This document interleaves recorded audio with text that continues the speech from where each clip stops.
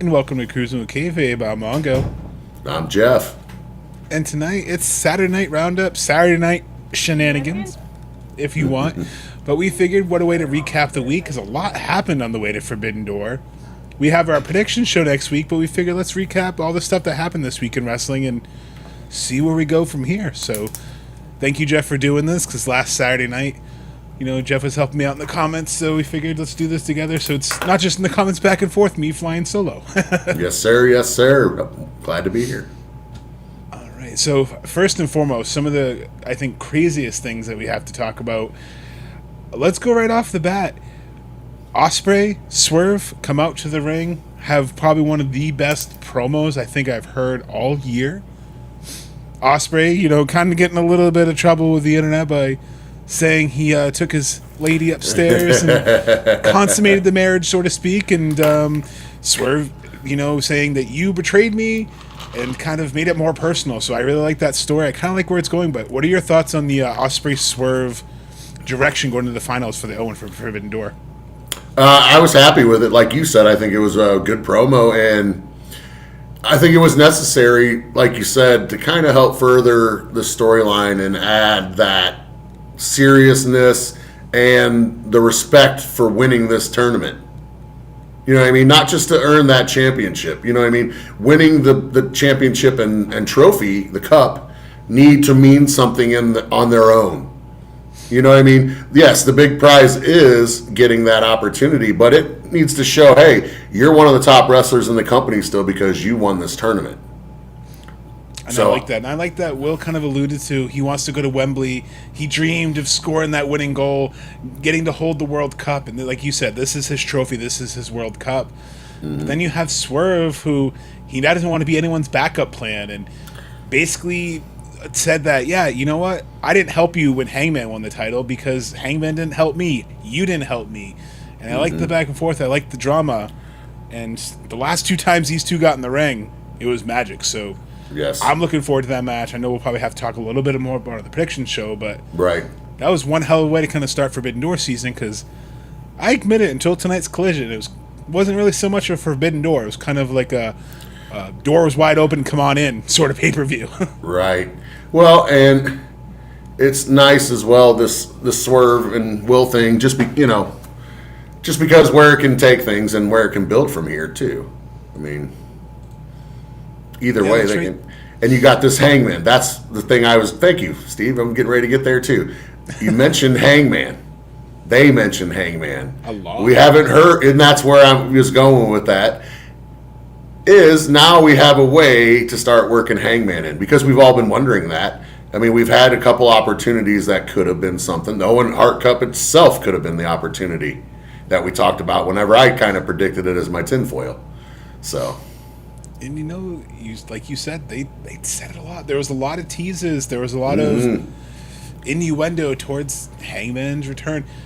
There was a lot of word redemption thrown around. MJF threw the word redemption around. Hangman's name was thrown around a lot. But MJF also, he picked his team for the steel cage. Right. And there was a lot of storytelling, even the way when he picked his team. He would end up picking Okada, Fletcher, Knight, Andrade, and Jake something, a.k.a. Jake Doyle. Yes. But you notice right away, Trent was like, well, fuck me, right? Like, I guess chop liver. Okay. And then you have Andrade basically trying to show up MJF and trying to prove he's better. Even in the match later on the night, he was watching Andrade getting his arm hit. He was just not caring. When he posted the photo on social media, he cropped out MJF. So I like the tension they're telling, and they got some heavy hitters in the Don Callis family. I'm a little disappointed we're not getting a world title match, but Steve called this team, so I got to give him credit for that, because Steve was the one who said it's going to be the heavy hitters of the Don Callis family. And he's still predicting the 4-way at All In. I could see that too. I could see that, because the stipulation of this match is if Mark Briscoe's team wins, he gets a world title shot. And he would do some conglomerating. He would pick Takeshita, Darby Allin, Orange Cassidy, Kyle O'Reilly, and of course, Messiah of the Backbreaker, Roderick Strong, the Messiah of the Backbreaker. Yes, sir. Love Backbreakers for everyone on that team. Yes, it is. All around, baby.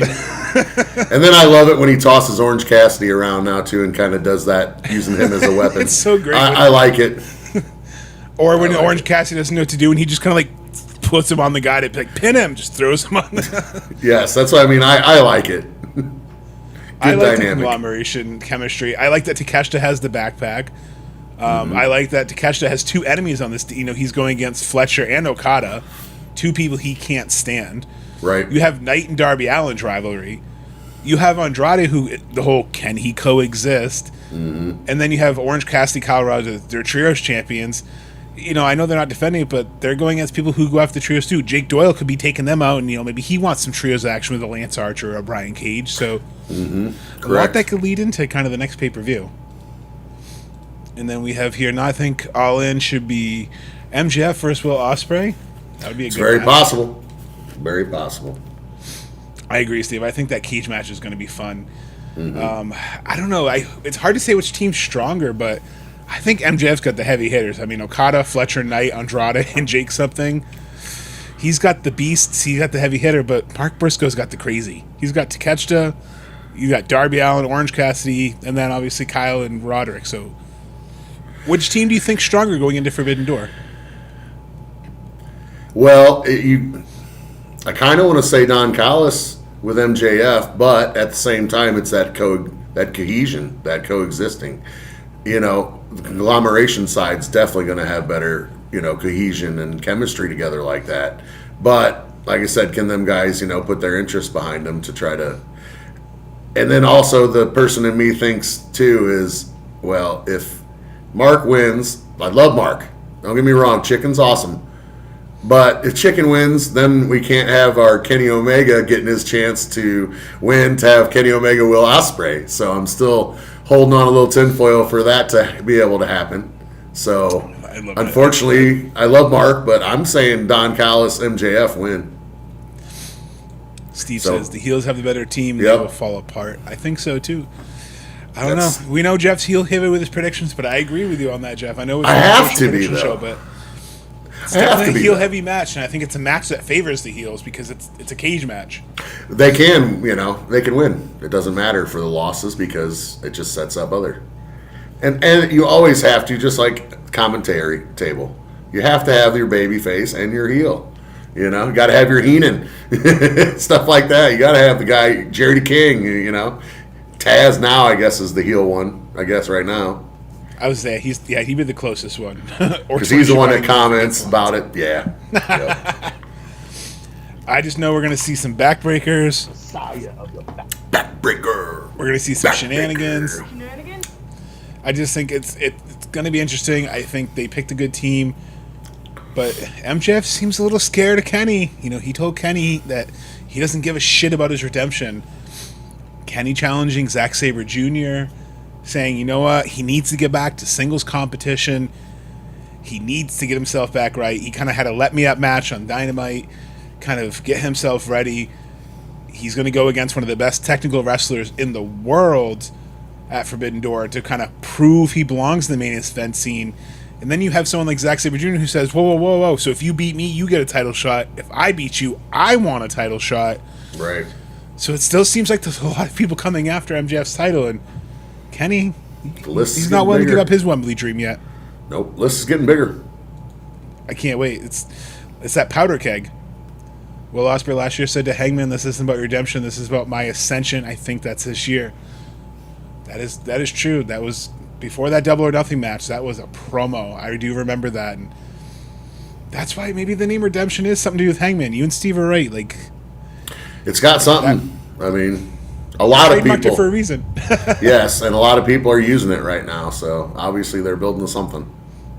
I also like that we get a little bit of Bullet Club action because while Kenny's busy and he said, "Listen, I don't want the Elite to interfere. I don't want TMDK to interfere. I want to do this on my own." You have the Bucks going against the Unbound, and then Mystico and Dorada, aka Sky Team. So they're kind of in an exhibition match. That kind of leaves Jack Perry to maybe go against someone from TMDK because, again, you have Sabre's group trying to want to infiltrate. Bad Dude Tito. They're the former Bullet Club, so we got some more of that Bullet Club Civil War. So lots of interesting turnouts in this match. Yeah. Well, Jack Perry'd go against like Bad Dude Tito or somebody. Ooh, I'd like that. Or Robbie. Yeah, that's what I mean. Something like that. That'd be a good match. I'm curious who those final teams were for this missions. Like some of the news at CML in the match. I'm wondering too, maybe if there's visa issues. I've heard rumors that there's been some visa issues for WWE, so that could probably affect AEW as well. So because you almost wonder like why this wasn't done, or if there's a reason. But it still seems like they built something. It still seems like we're leading to something good. Matt says, "I want to do this in my own translation. I'm either turning heel or losing." Yeah. Very possible. I think Kenny works really well as a heel. The cleaner was one of his best gimmicks. And Matt, to kind of throw some tinfoil out that I've heard before, Matt, you'll pop for this one. Attention, Crusoe Kayfabe, please fasten your championship belts, carry tinfoil hats, as we are now about to enter reckless speculation waters. You say that maybe it's going to be Kenny, but what if it's actually Ospreay that turns heel at Wembley and gets the Death Riders to turn on Moxley? What if Ospreay takes the Death Riders to his own group and we get that red wedding? That was presented last week, and I could see that, and I like that tinfoil. Steve says Hangman helps MJF at Donkey Kong sale will fall apart. MJF again, they have to make a deal with Hangman. Kenny versus Hangman all in. Ooh. I wouldn't say no to that. Not at all. What AEW is doing is good. They're shooting everyone in the title scene, so now there are a lot of options the fans can think about. Exactly. Yep. And I think that's what's great. AEW sprinkles these little crumbs into all these stories, so you don't know which direction they're going to go in, but then they also have kind of options too. If plans change, they have those seeds planted for it to make sense. Yep.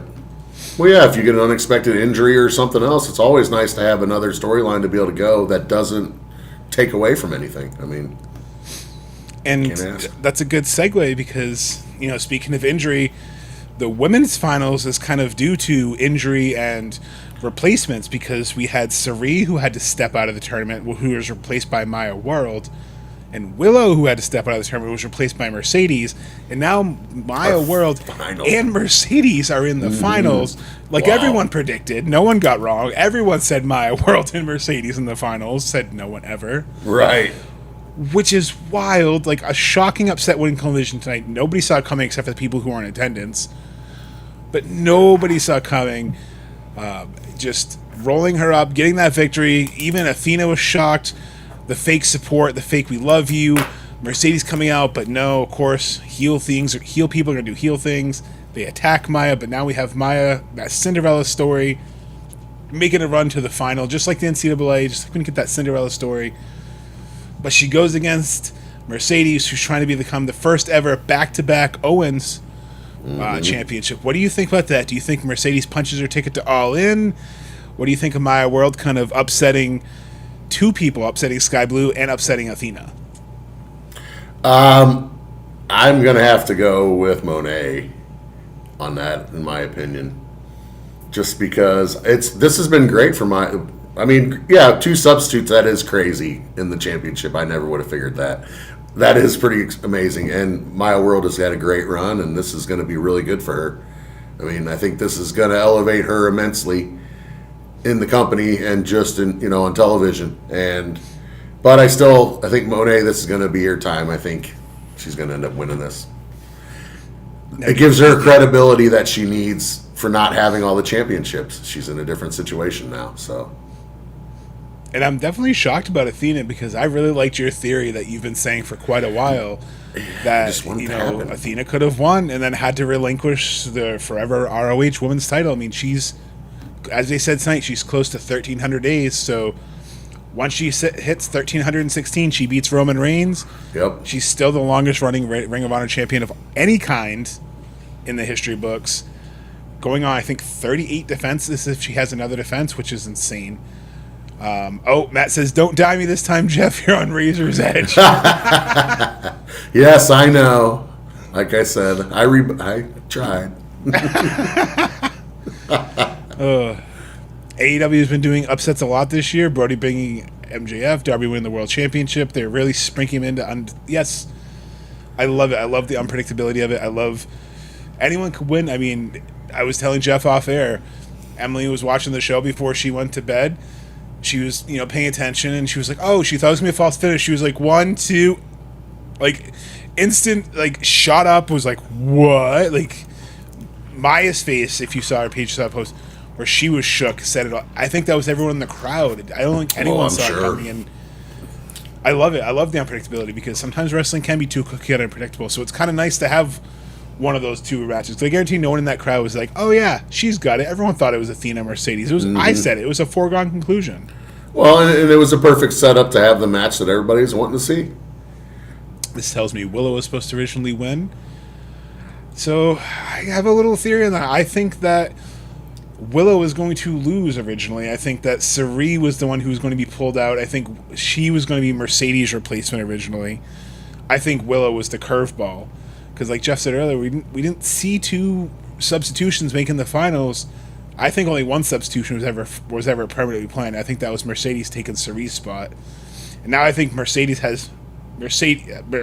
think Maya has Mercedes' original path. So I think there was definitely some shuffling, but it's interesting for sure. More New Japan female talent have been added closer to the show because they had to make sure of visa issues. I agree. I think that was 100%. I mean, we have ELP coming into Dynamite this Wednesday is even stacked. Like, listen to this card. We have the qualifiers to the TBS. We have Queen Aminata versus Red Velvet. Okay. We have Harley Cameron versus Marina Shafir.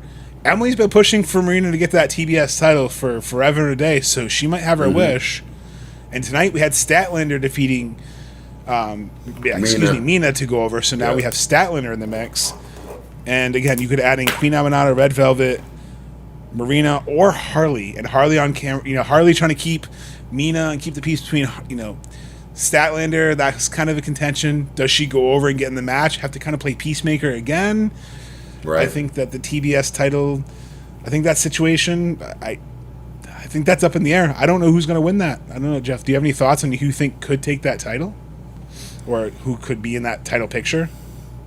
I think they're definitely going to have to push Chris towards the end of this, just because I think she's going to help bring the credibility that the winner will need. I think I would see Aminata going over Red Velvet, because I think she needs to kind of get that push now since she's back. Yes, I'm with you. That's where I was going, Steve, is I don't like the Harley versus Marina, because I would have liked to see that, because I am with Emily on that. I've been wanting that either trios for Marina or, something to get her involved in the picture a little bit more, because I think she would have been a great physical 4 and 5, yeah. Yeah, because she's getting to be physical. I still love her interactions with her husband. I mean, Roddy fucking smacked the shit out of her the one time. That was great. You know what I mean? And she gave it right back. Like, they didn't take it easy. They were stiff, yeah. So, I think that's awesome, and I think they need to do more of that. She needs to get more time in, How's she going to get working if she's not in the ring?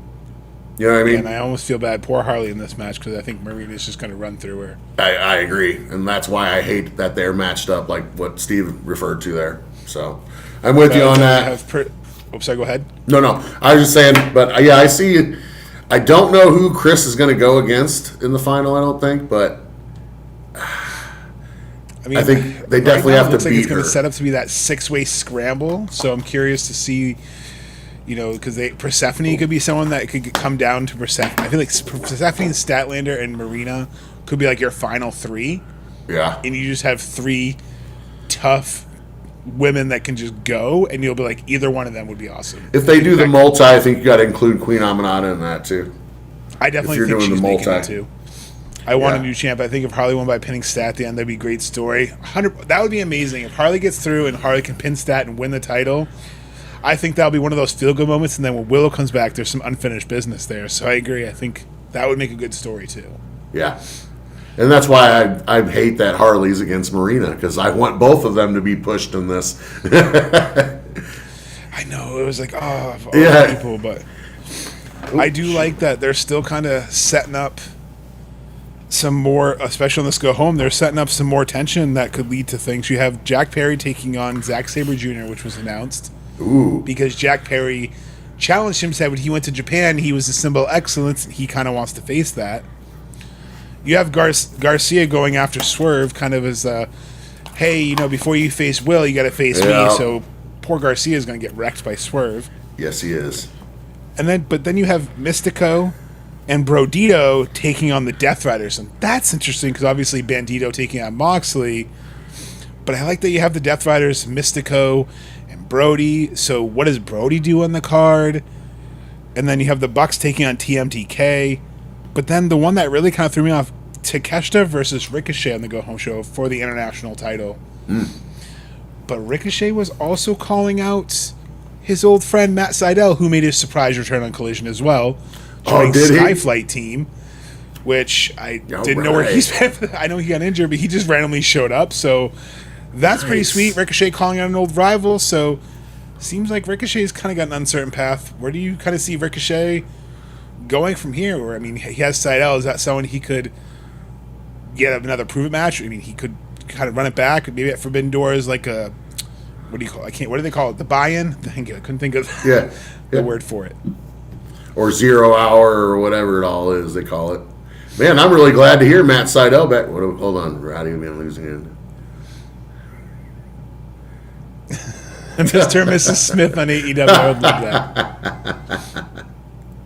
I can see ZSJ Johnny, but I see if ZSJ signs, I think it's one of those dual contracts. I see him one of those like dual contracts where he works for both. Yeah.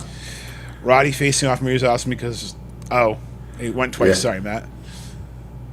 Yeah, I was gonna say I think he broke it in like a motorcycle accident, but I just feel like there wasn't anything about him until like a week ago, and then he was just randomly on TV. I had seen some stuff on him, like just that popped up, like Facebook wise or social media wise ish, and he was just kind of doing stuff. I mean, I think he's been healthy for a little bit, but just training and getting ring ready. But I think he's been doing some indie stuff, not a ton, but I think some smaller stuff, just to get ready. Because I mean, I'm glad to hear that. A lot of history. Yeah, and I'm glad to hear that. I like Matt Sydal. I mean, he's a kind of local guy for us, you know. He's from Missouri side, so. I also love that forever he has probably one of the coolest RKOs that's ever happened to him when he's set in the Shooting Star press. Yes. And he just nails the RKO. Yes. Yeah, so I'm glad to hear that Ricochet. That'll be good. And him and Takeshita, that could be a heck of a match, too. I mean, I don't think he's going to have to get the title, but I mean. No. You know, he could weaken up Takeshita and kind of, you know, take him. They already took out Ishii. How do we know Ricochet's not getting a little bit of money from Don to do some dirty work? So right. Well, and it'll show off a Ricochet a little bit. I'm glad to see that. It seems like they structured the Go Home show well, pretty too. It seems like it's stacked. It does sound pretty good. It makes me kind of think that there's something else. I mean, there's already 10 matches announced. I mean, if you like listen to this match card, it's already wild. We have Moxley versus Bandito. We have Tekla versus Starlight Kid. We have Umino versus Pac for the Global Heavyweight Championship. We have Mercedes Moné versus Maya World. Will Ospreay versus Swerve. Cope and Cage versus the Dogs. Omega versus Zack Sabre Jr. And, of course, we have the Triple Threat Tag Team match. The Unbound versus the Bucks versus El Sky Team. And the Steel Cage match. 10 insane matches. And then the pre-show, we have Divine Dominion versus Thunder Rosa and Olympia from CMLL. Which is cool that Thunder kind of came out and said, hey, I've been on CML for a while. I've been making a name. Mm-hmm. You guys have been champions for 100 days. Let me and my partner handle this business. Right. So kind of like they were getting another female tag team to kind of help elevate those titles a little bit. Well, yeah, and just to get more talent out there. Like I always say, the more talent that can get out there and be able to perform and do their thing, the better. No, it's definitely been something I've been enjoying, and still hoping that maybe we get that Mercedes and Davina Rose, a.k.a. Bailey, tag team title run by the end of this year. I really like Divine Dominion, though. I really think they're killing it. I can see them going to All In, potentially even longer with those titles, because I don't see, besides the Brawling Birds, who can stop them. Yeah, it's going to have to be that wild card team, I think, if not. It's crazy how AEW's roster is stronger and stronger. They're trying. It's wild, Humbo. We watch... Like, we'll randomly put on, like, the Fast channel on Amazon, or HBO will put on, like, a random episode of Dynamite when we're cleaning or doing stuff just to, like, have background noise. Mm-hmm. I know Jeff does the same.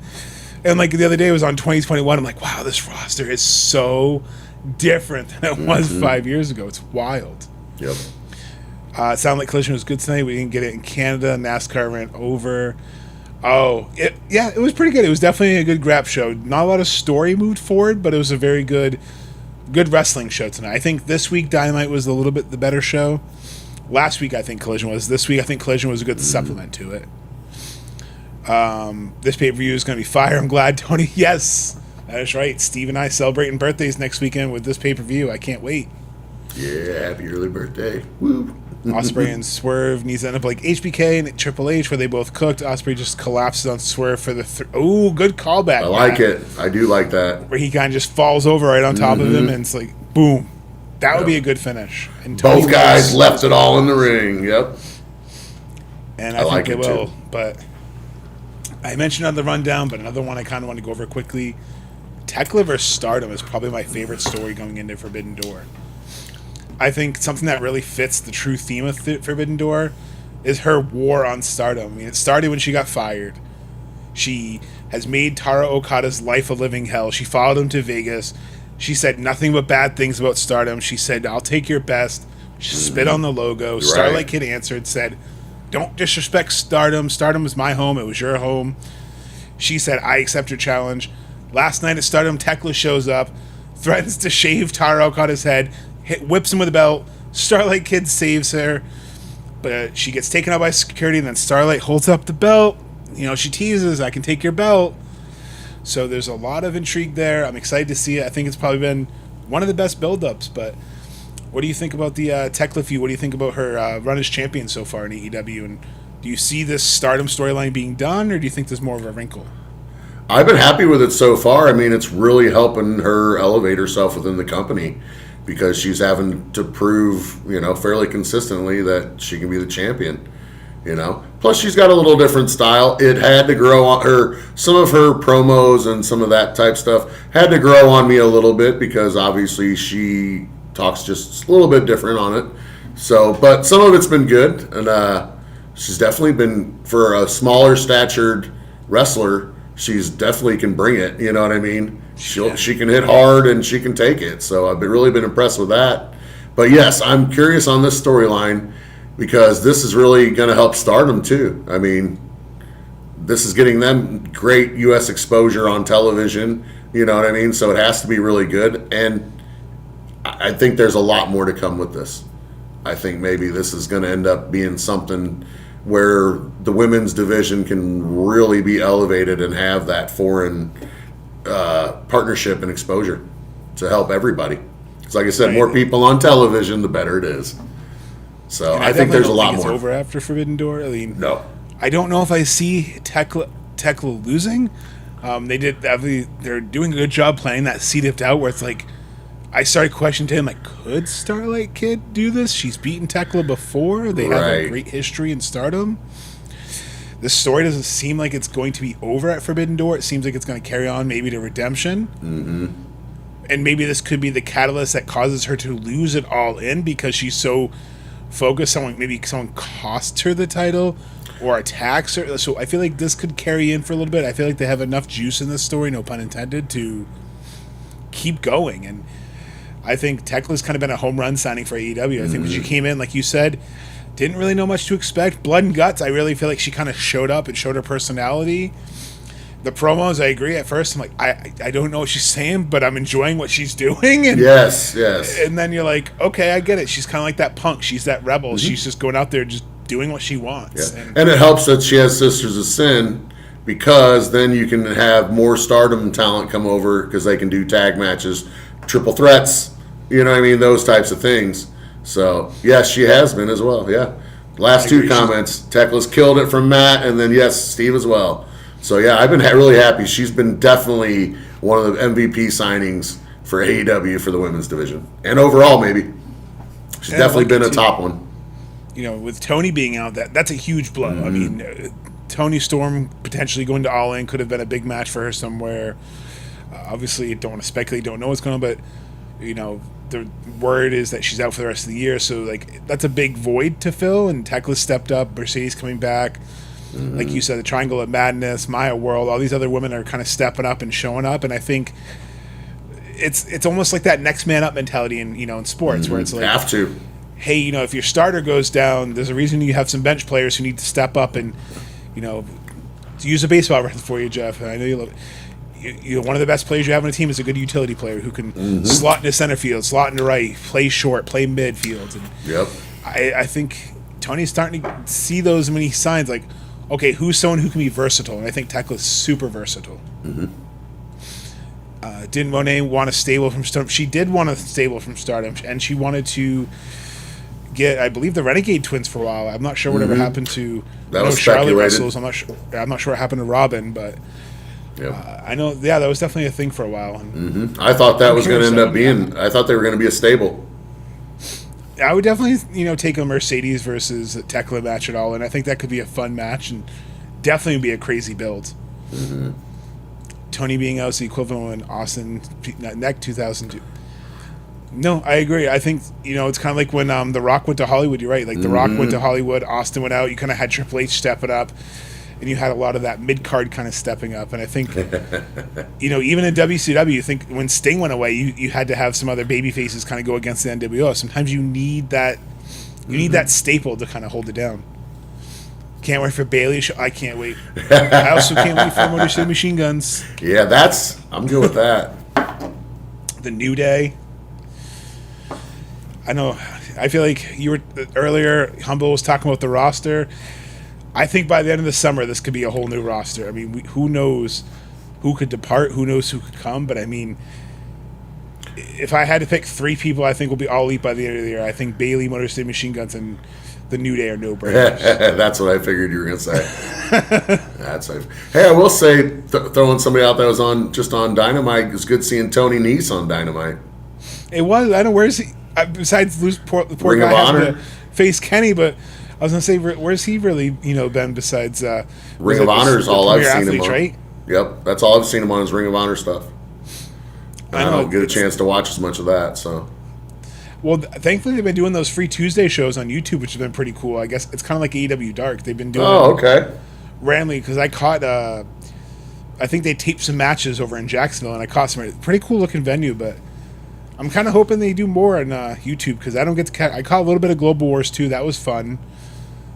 Sarai versus Athena was definitely worth checking out, but Ring of Honor is definitely a little harder to check out. There's a lot of wrestling. Yeah. But I've primarily been enjoying Dynamite and Collision lately, and I think this week really set up Forbidden Door. I'm really looking forward to Forbidden Door. I was going through the card earlier. I don't really see a match where I'm like, meh. At first, I was like, okay, they could build this better, but now it's like, okay, I don't think they can add anything else because this pay-per-view is going to be like 9 hours, but what do you think we're missing from the card? I know it's kind of a loaded card, but even if it's the pre-show, like, what do you think we're missing? Or what would you like to see maybe added to the card? Well, we don't really have that, I guess, comedy match type that we've been having a lot, because we get like the big boom and doom or whatever, and things like that. That'd be awesome. Killer Cross and Scarlet, but looks like they're doing well elsewhere. I was gonna say, yeah, Killer Cross and Scarlet have been killing it in MLW. Yes. He just started the program with Hammerstone. Cross and Hammerstone. Ooh, looks like they're starting. Nice. That'll be good. I'm willing to see that match. Yeah, but yeah, Matt Riddle cut his hair, by the way. I don't know if I you saw that. Picture. I did see that. I wasn't ready to see Matt Riddle with a short haircut. Yeah, it was definitely different. It's kind of like me all cleaned up too. But I wasn't ready to see you shaved head and shaved face. I was like, whoa. Yeah, hey, it's summertime now. I got to clean up.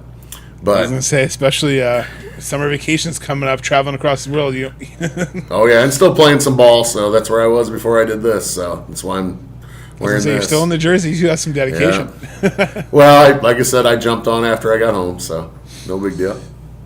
No, and I always appreciate it. I think it's fun doing these, and I just kind of wanted to run down the card before we do our prediction, because I feel like there's so much to go over. And this next week coming up, we have the Go Home shows both on Wednesday and Saturday. I don't know if they're taping Collision. They didn't really say if it was live or not. I assume now that the NHL playoffs are over, they'll probably go back to live collisions. Right. Congratulations to the Hurricanes, by the way. Couldn't even attempt to get to Raleigh today. People are lined up at like 2 a.m. Oh, I bet. But I just want to also say, if anyone did watch that, Rob Brindamore, ripping his shirt off in the Rob the bod, baby. Rob the Bod holding that cup up, shirtless, He's looking still more jacked. jacked than Brian Cage was just an insane sight to see. Oh yeah, he's still ripped. Oh yeah. He I briefly also played like for the that Blues he's the too. first coach and player to win on the same team since like 1953, which I always think is a cool stat. Yeah. Well, and I always give him a little love because he played briefly with the Blues. Just briefly.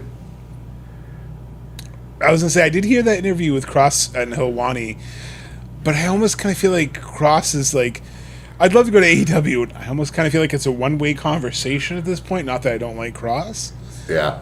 but I almost feel like MLW is kind of, I'll say a little hot take. I think MLW is slightly creeping up where TNA was for me anyways. Is like, if I'm going to watch something besides AEW right now, it's probably either maybe a little bit of AAA.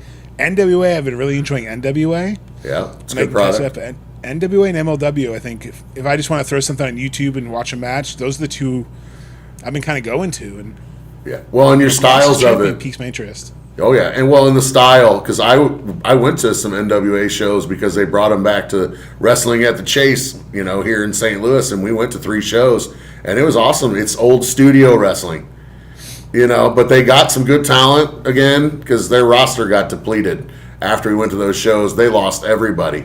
I mean, everybody was gone. It was crazy. But that's where I heard of several people. Is from, and the shows were fun. We had a lot of fun. Say you discovered the Outrunners before anyone knew who the Outrunners were. Damn right. That was awesome. Yeah, it was awesome. Ricky Starks, that's where I saw him.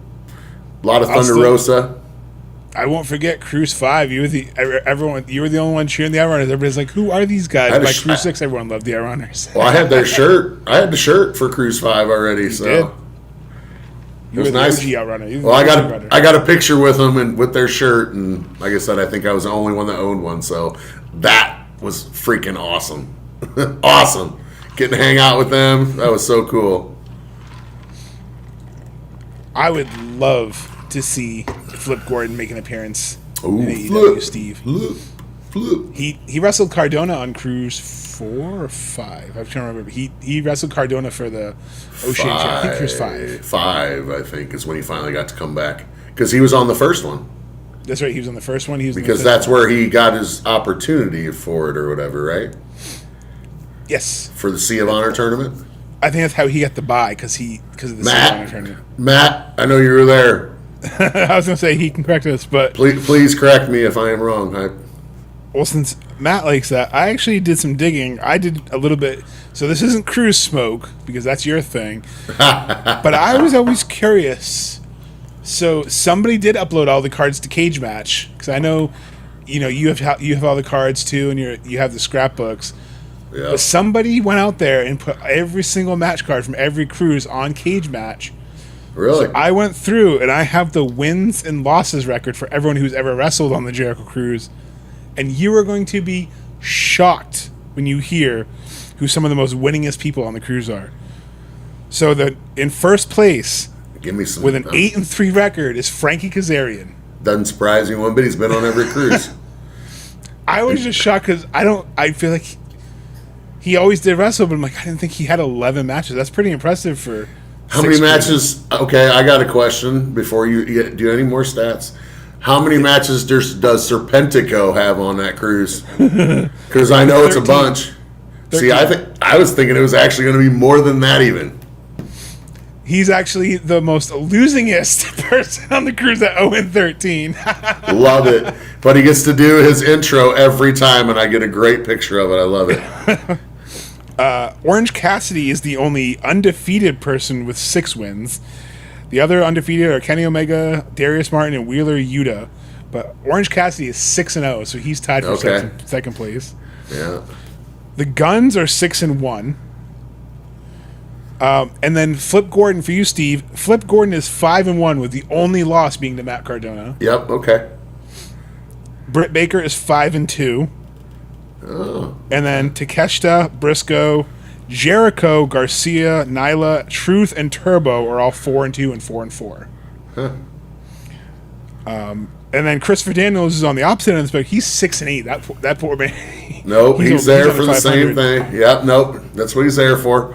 Well, and hey, hold on. Did you count his matches as Curry Man as well, even though he's not? I did count his match as Curry, man.